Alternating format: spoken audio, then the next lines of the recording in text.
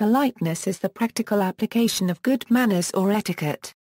It is a culturally defined phenomenon, and therefore what is considered polite in one culture can sometimes be quite rude or simply eccentric in another cultural context.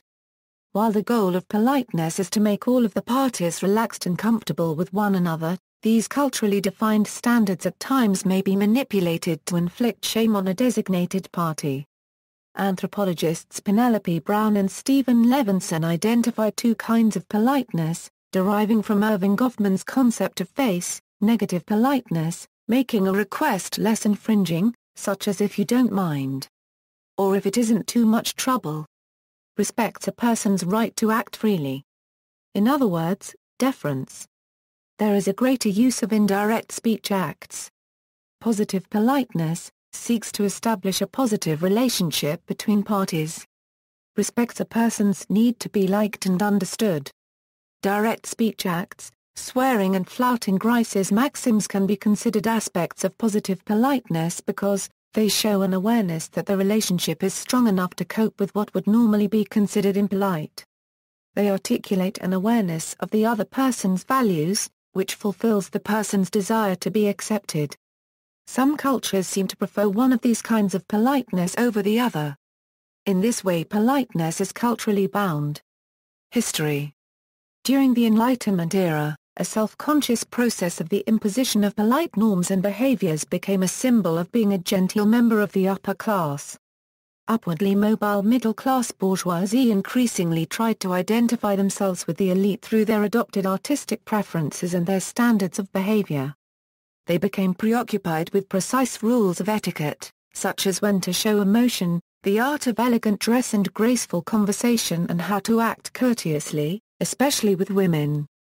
Influential in this new discourse was a series of essays on the nature of politeness in a commercial society, penned by the philosopher Lord Shaftesbury in the early 18th century. Shaftesbury defined politeness as the art of being pleasing in company. Politeness may be defined as dexterous management of our words and actions, whereby we make other people have better opinion of us and themselves. Periodicals, such as The Spectator, founded as a daily publication by Joseph Addison and Richard Steele in 1711, gave regular advice to its readers on how to be a polite gentleman.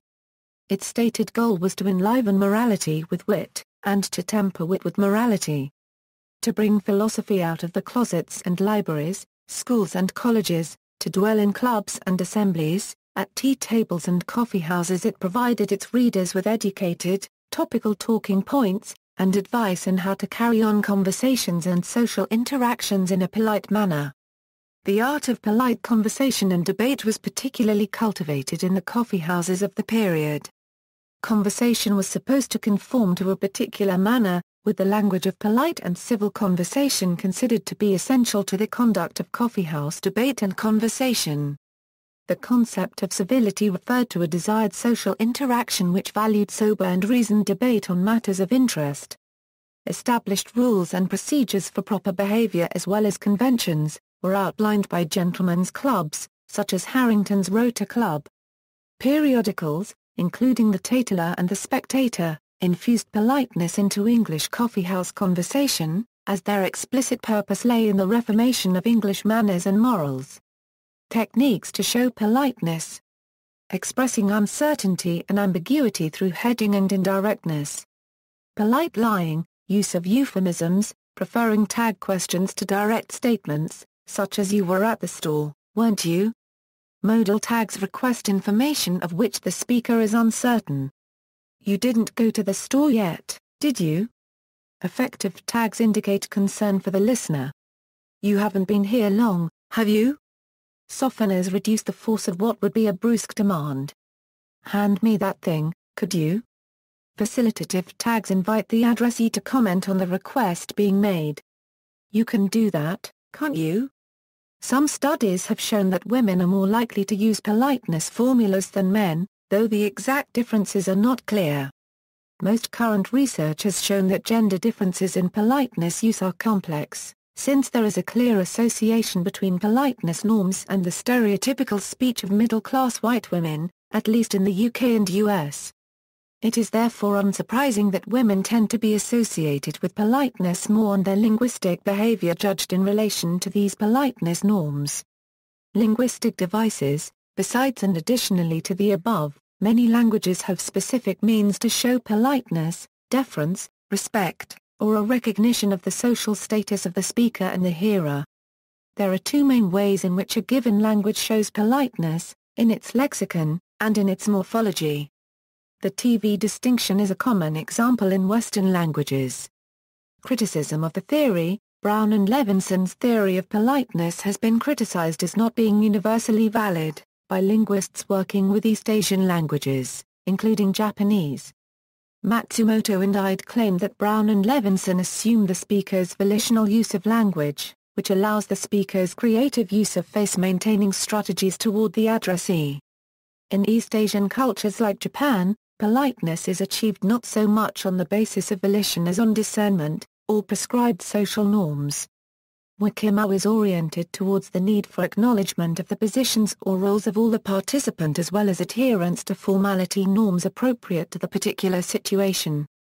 Japanese is perhaps the most widely known example of a language that encodes politeness at its very core. Japanese has two main levels of politeness, one for intimate acquaintances, family and friends, and one for other groups, and verb morphology reflects these levels. Besides that, some verbs have special hyperpolite suppletive forms. This happens also with some nouns and interrogative pronouns. Japanese also employs different personal pronouns for each person according to gender, age, rank, degree of acquaintance, and other cultural factors. See honorific speech in Japanese, for further information. See also, formality, intercultural competence, polite fiction, politeness maxims, politeness theory, social graces. References. Further reading, Brown, P. and Levinson, S. Politeness, Some Universals in Language Usage. Cambridge, Cambridge University Press. Holmes, J. 1995 Women, Men and Politeness London, Longman, Mills, S. Gender and Politeness, Cambridge, Cambridge University Press, Watts, R. J. Politeness. Cambridge, Cambridge University Press. Spencer-Oti, H. Culturally Speaking, Continuum. Kedar, D. and M. Horn, Understanding Politeness. Cambridge, Cambridge University Press. External links, Model Citizenship, Real-life examples of civil politeness, Sociolinguistics, Politeness, Sociolinguistics, Politeness in Spanish, Wiki Project in Comparative Politeness, European Communicative Strategies.